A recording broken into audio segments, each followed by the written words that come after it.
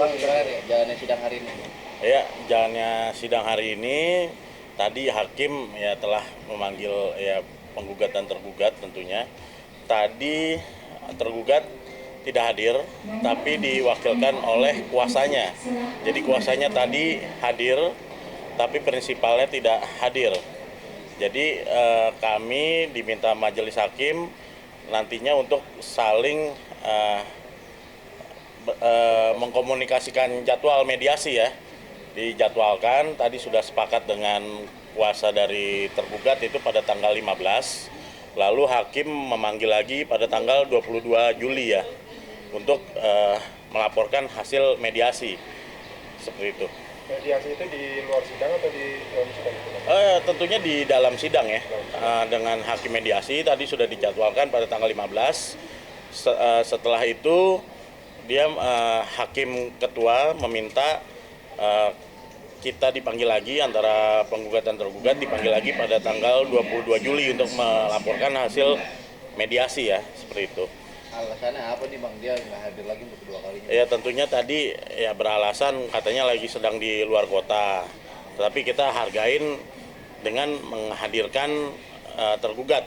Jadi kita juga bisa membaca arah petanya, apakah dia mau masuk ke ranah persidangan perceraian atau nanti akan diputus perstek. Ternyata tadi ada kuasanya, ya kuasanya juga yang kuasa kita laporkan di Polres Jakarta Timur ya. Seperti dugaan kita, ternyata memang kuasanya seperti kuasa yang di Polres Jakarta Timur.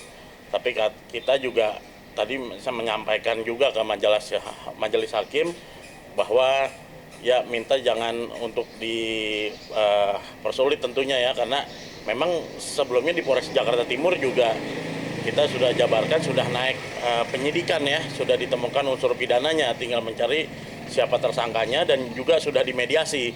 Tapi karena aturan hukum acara memang patut dimediasikan ulang ya di pengadilan agama seperti itu. Kalau Kameta sendiri mungkin seperti apa nanti tanggal 15 untuk mediasi bertemu dengan ya insya Allah akan bertemu dengan. Iya, ini jadi jadwalnya itu ditunda-tunda terus sebetulnya. Kemarin waktu pas sidang pertama saya datang, kedua juga sekarang datang. Maksudnya nggak usah cemen lah gitu loh. Ini kan terkait anak masalahnya. Ini kan terkait anak kayak masalahnya bukan pribadi, masing-masing kita punya kesibukan gitu loh. Toh dia juga ngomong ke lawyernya dia ada di luar kota, nggak mungkin loh saya tahu kok dia ada di sini di Jakarta gitu loh. Dia kemana-kemana saya tahu, saya bisa tahu gitu loh. Terus makanya ini kan harusnya dimikirin oh ya deh biar semuanya tuh masalahnya selesai. Oh ada anak juga harus diperhatikan satu sama lain. Saya mah justru 24 jam sama anak terus ya. Kalau beliau kan boro-boro ya Pak ya. Saya kemarin aja sampai kesusahan loh, susah uang loh saya. Sampai minjem ke Bapak, Pak Maci, saya bilang sampai kayak gitu. Iya, sampai Pak Maci minta tolong dong saya bilang, saya buat beli susu begini, saya mah nggak ada sampai segitunya. Karena uang saya belum masuk, apalagi beliau mah nggak ada, ya maaf ya, nggak gimana sih hatinya gitu loh, jangan ngelihat saya lah, ngelihat anak-anak gitu. Sekarang anak-anak kondisinya kayak apakah dia nanya? Nggak ada sama sekali Mbak, anak saya masih pada kecil-kecil. Balik lagi saya ngomongin jadi ke situ kan gitu. Jadi ya pengennya segala sesuatu semuanya dipermudah. Saya juga pengennya yang untuk di Polres Jakarta Timur udahlah sesegerakan mungkin. Ini kan naik sidik ya Pak ya. Yeah. Naik sidik, besok rencana datang saksi dari saya. Udah setelah naik sidik apa lagi Pak? Ya, dari saksi-saksi dari pelapor besok akan dipanggil juga di Polres Jakarta Timur. Lalu habis itu ya tentunya dipanggil lagi terlapor.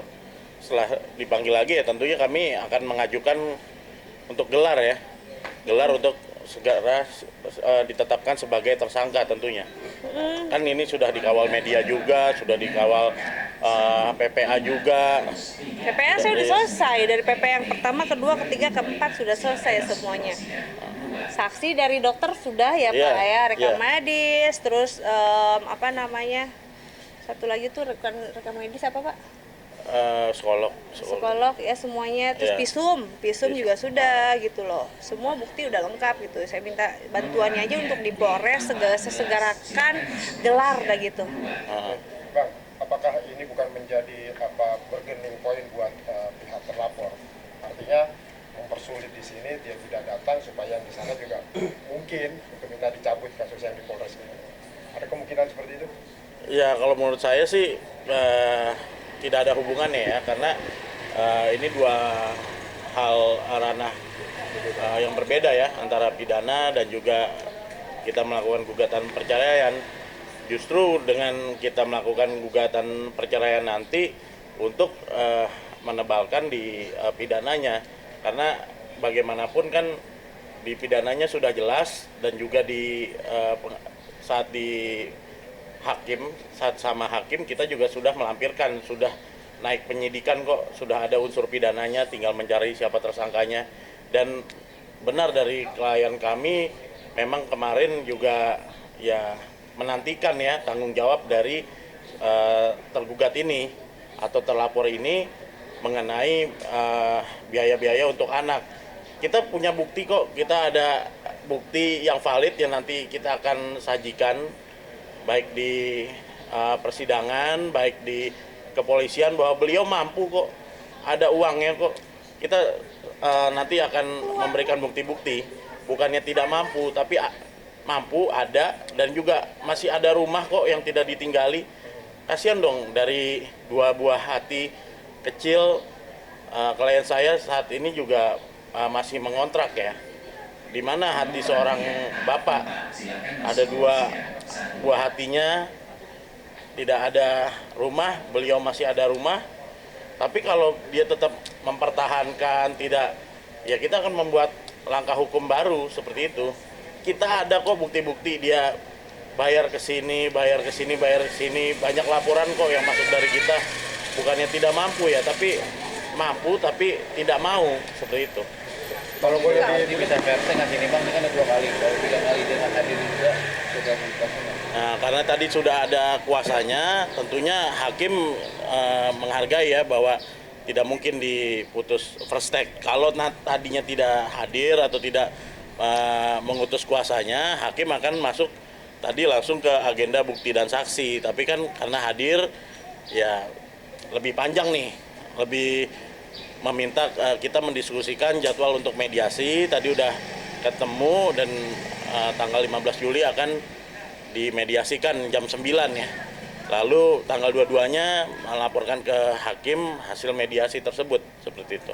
Cuek kecewa nggak sih melihat ini, dalam arti kayak seolah cuek dia nih? Iyalah, kecewa banget lah, kecewa banget. Jadi dia tuh harus dikasih pelajaran dulu ya. Kalau menurut saya dikasih pelajaran dulu, biasanya tuh harusnya di Kapolres itu sekarang tuh udah tangkep aja gitu loh, biar dirasain di dalam tuh nggak enak gitu loh, nggak bisa pegang handphone, nggak bisa ngerokok, nggak bisa ini, nggak bisa itu. Saya pengen dia ngerasain aja gitu loh. Jadi penderitaan kita tuh ya, saya dan anak-anak itu ya dia harus merasakan seperti itu. Ini jangan sampai lalai gitu loh dengan urusan panggilan. Ini tuh panggilan seperti ini kan dari panggilan pengadilan agama, panggilan dari Kapolres, itu kan artinya itu sangat urgent gitu, penting buat kita. Gimana caranya biar cepat selesai, kan dia enggak gitu loh. Saya juga bingung nih untuk lawyernya juga ya, yang untuk lawyernya Pak Yogi, coba ditolong didiskusiin lagi yang bener-bener mateng. Jangan sampai nih, ini juga kan ini ada anak-anak, buat bapak para lawyernya Yogi nih, para lawyernya Yogi, tolong disepakati lagi, karena di sini ada dua hati anak-anak saya yang masih kecil membutuhkan biaya perlindungan kesehatan dan lain sebagainya. Jadi jangan didiemin ya, jangan sampai nanti dengan tidak ada biaya selama berbulan-bulan saya bakal laporin lagi gitu loh. Jangan dengan ada masalah nambah lagi masalah, kan gitu. Saya juga nggak mau gitu kan. Setidaknya ada ada hati lah, pintu hati buat anak-anak di sini gitu. Ya kayaknya nggak dipikirin untuk hal-hal kayak gitu, makanya gitu loh. Terakhir ngasih kapan Kak? Mungkin maaf nih, nafkahnya terakhir kapan? Ya kapan yang 2 juta itu Pak? Iya. Jadi dia bilang katanya itu 2 juta itu bulan apa sih, saya lupa ya Pak, sebelum mediasi ya, dari Sebelum mediasi lah ini. sebelum mediasi ada kali 2 bulan yang lalu dia ngasih 2 juta. Dia kasih iya buat 2 anak. Saya makanya kemarin pas mediasi, aduh kamu kemarin baru ngasih 2 juta. Apa kamu nggak mikir susu anak itu berdua masih pada kecil-kecil, Mbak. Belum pampers, belum biaya makan, ini segala macam. Mbak juga harus diperhatikan kan, karena saya juga nggak mungkin saya berdiam diri di rumah. Tapi saya harus mencari nafkah buat anak-anak saya kan, mau nggak mau saya harus ada Mbak gitu loh, ada suster. Anita, apa yang dituntut dari aset-aset yang ada? Mungkin bisa dijelaskan dulu aset-aset yang ada Bapak. Iya tadi yang Pak Maci bilang ada rumah, seenggaknya kalau ada itikat ya udahlah jual aja tuh rumah. Senilai? Saya nggak tahu senilainya berapa. Ya beberapa pun itu nilainya setidaknya ada itikat aja sih. Kalau memang dia normal nih ya pikirannya gitu loh, manusiawi yang kalau misalnya normal, ya udah nih saya ada kemampuan segini, kita bicarain lagi ya, mediasi lagi, bahwa saya minta waktu lagi ya, begini-begini kan lebih enak ya, lebih apa sih dari ucapannya lebih tertib lah. Kalau kayak gini kan, aduh kayaknya tuh nggak banget gitu Perhatian loh. sama anak. Nggak ada, video call nggak ada, telepon nggak ada. Jangankan kasih biaya, untuk itu aja nggak ada perhatian sama anak. Gimana ya anak kabarnya, nggak ada. Saya padahal udah ngasih nomor telepon Mbak, karena saya pribadi setiap hari kan saya mobile kerja. Jadi udah saya kasih tuh nomor telepon Mbak. Apalagi sekarang saya udah ngasih jadwal Pak Maci, Pak selama 1 bulan ini saya mohon maaf, saya mau ada syuting film di luar kota, saya bilang gitu. Jadi saya udah sibuk tuh. Ya maunya ya saling nge-backup lah gitu, saling ngebantu ya, nggak usah mikirin orang tuanya ya yang berkasus kayak gini.